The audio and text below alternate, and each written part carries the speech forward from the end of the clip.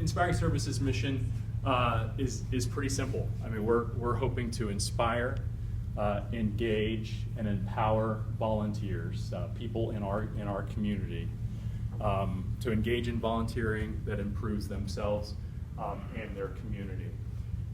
We do this primarily through technology, and that's based on our experience, based on what we see in the marketplace.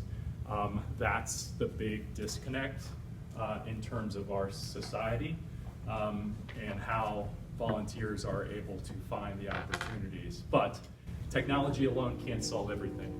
And so we've wrapped that technology with some programming that hopefully will essentially fuel what we hope to do. A part of when we talk about our technology and our programming, a lot of what we put into it is research and education behind how different generations get engaged, and making sure that as younger generations are becoming a growing segment of our entire population, that we keep those people engaged and inspired in the space of volunteering, whatever that means for them specifically. So if we look back in the day, we'll say, we won't specify which day, but a long time ago. So people used to, before technology was big, before social media, before the internet, people didn't know all the things happening. They knew the Red Cross, they knew Habitat, they knew when they wanted to volunteer, Salvation Army, yeah. When they wanted to volunteer, they were ready to go down to their local place that they knew they wanted to spend their time at, and they were ready to fill out an application and wait to be accepted and learn the ropes and start at the very bottom and learn more and work their way up as they went. Although the younger generations get a bad rap for it, it's really with the changes in behavioral and information patterns between generations that now younger generations have access to all the information they want. They know that they have choice, and they expect to have choice, and they expect things to work a little more easily for them. So, and I mean, who could blame them really? Because everything else works that way. Amazon Prime, everything, they can have everything easily. So they expect the same when it comes to volunteering and volunteer engagement and learning about what they can do in their community.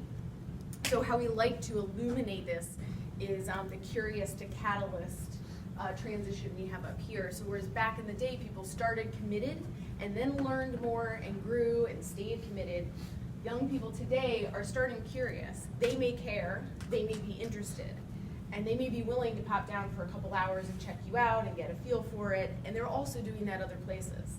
And then as they become more engaged and they enjoy working with nonprofits, they become casual. They'll come back. Okay, I can do once a week. I can do, and then they do move to committed, and it is a slower process. But once they're at committed, they're committed, and if they move to being a catalyst in your organization, then, or for nonprofits everywhere, they have social media networks, they have friends they want to engage, they bring with them people and ability to distribute information about their lives and what they care about and what they're doing that earlier generations haven't. So it's harder to get people in the door potentially if they're younger generations, but it is certainly catalytic to do so.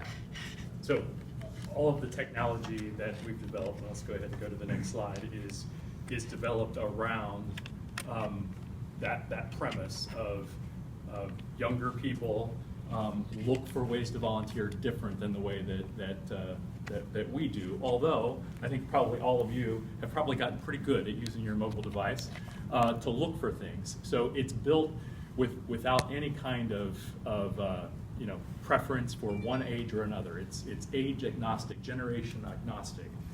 So I told you to go to CincinnatiCares.org. Hopefully you got there. And the technology is built in a way that is intended to be frictionless. So what do we mean by that? So probably all of you can't stand the fact that you have to remember a gazillion passwords to do anything these days. Well, we don't require you to remember any kind of password whatsoever, so frictionless. You don't have to set up an account with us. We just don't want to have to create any kind of deterrence for you to do anything with us, so frictionless.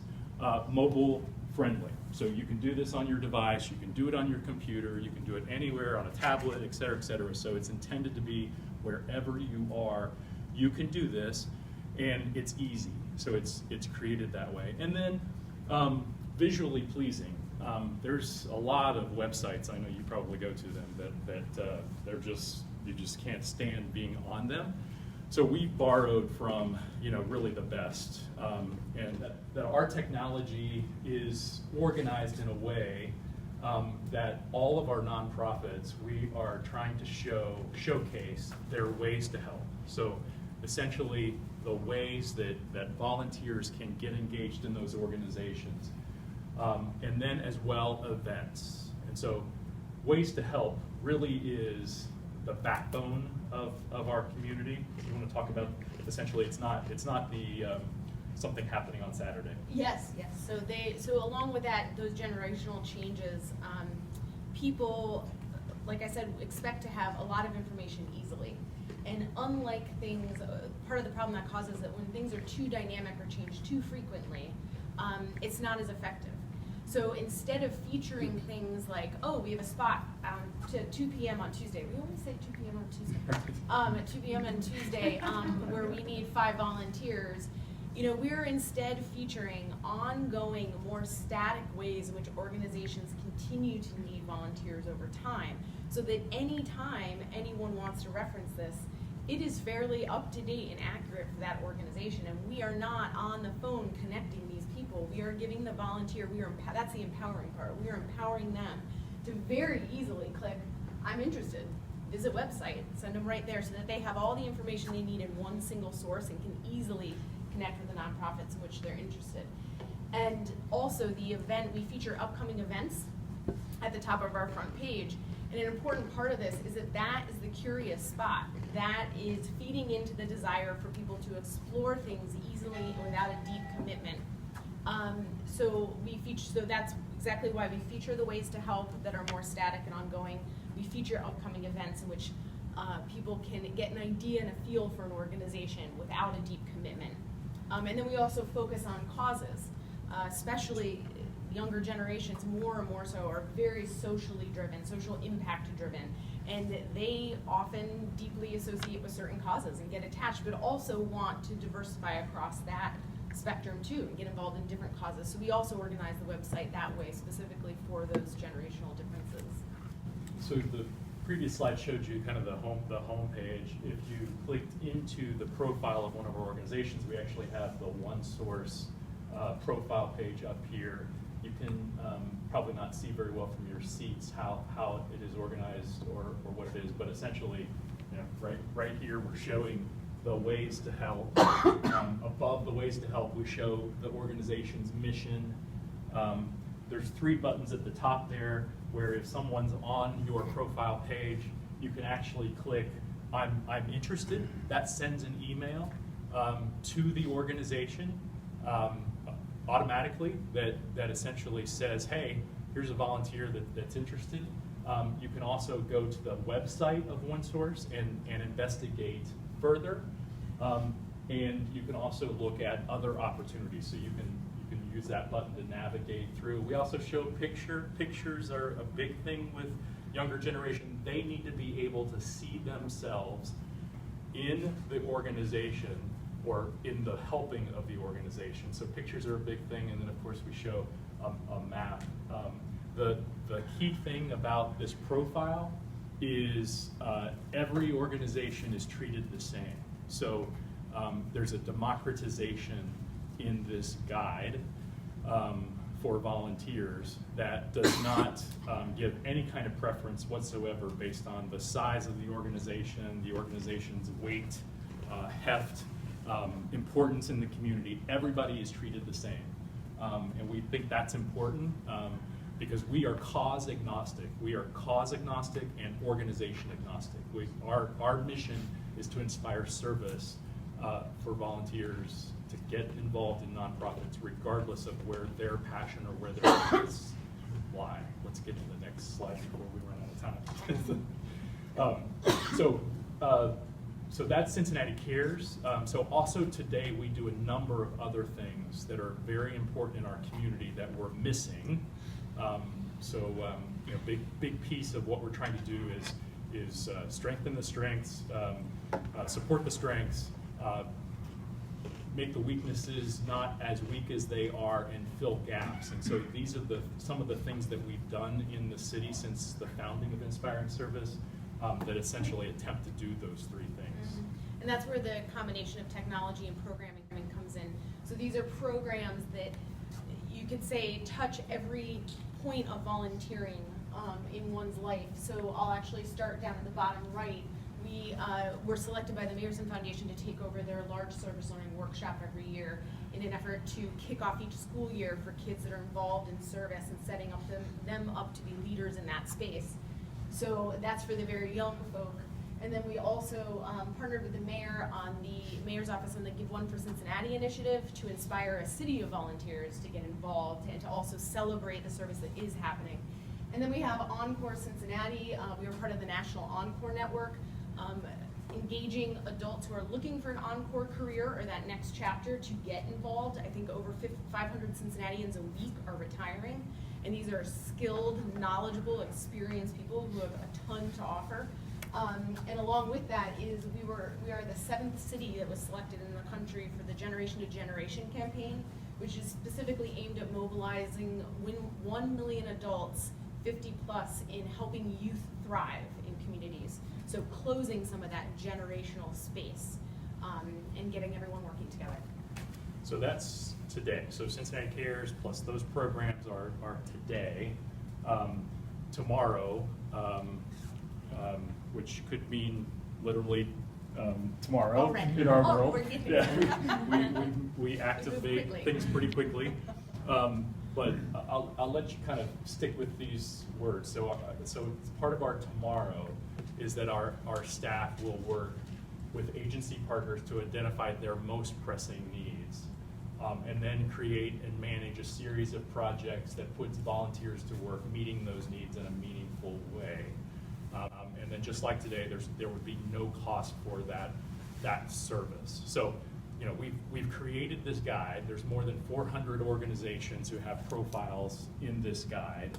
We believe there are probably 800 to 1,000 volunteer engaging organizations in our community. So we still are collecting profiles of organizations. JVS is not in Cincinnati Cares, and it should be. So I actually sent an email while you were talking, Peter, to our tech team saying, get JVS in Cincinnati Cares now. And so it probably is there now. It probably is there now. That's right, exactly. So that's today. Also tomorrow, we are working on a number of things that will again improve the volunteer space. Mm-hmm. So we are, for programming, we are approved as a Service Enterprise Initiative Hub. Service Enterprise Initiative is an evidence-based change management, deep change management program for nonprofits, specifically around engaging more effectively volunteers throughout all areas of their organization.